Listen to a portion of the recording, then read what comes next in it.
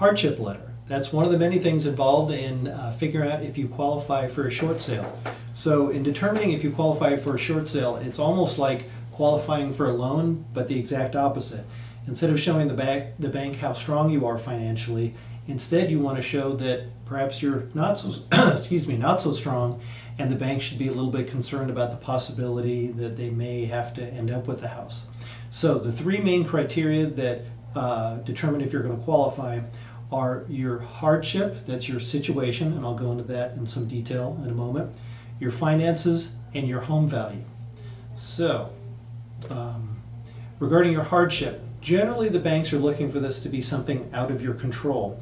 And they tend to be negatives, things like illness, death in the family, divorce, separation, job loss, loss of hours, loss of overtime perhaps, caring or supporting family, or something called an exploding arm, which is an adjustable mortgage that suddenly goes up, the payment goes up quite a bit.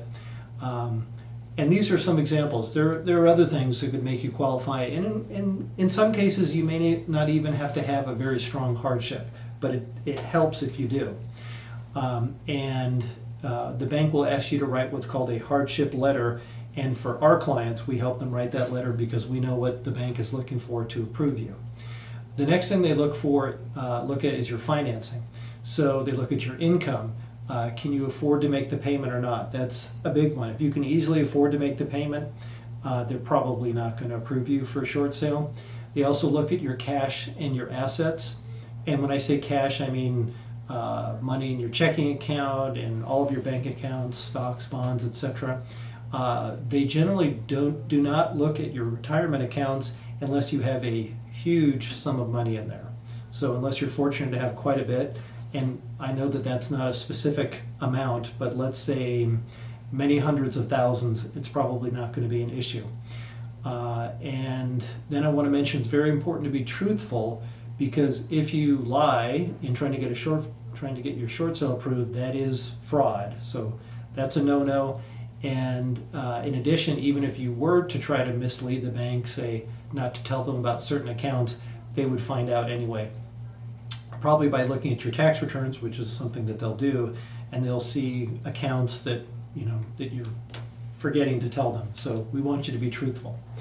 And then the last one is your home value, or if it's not your home, your property value, because the bank wants to be sure that you get somewhere near market value. They want it to sell for as much as possible, but they tend to understand that with a short sale, usually you don't get full market value, and the reason is that if you tell a home buyer, here's a home that you can buy maybe, and it may take a while to know if you get it, usually it's got to be worth their while in the form of a little bit below market price.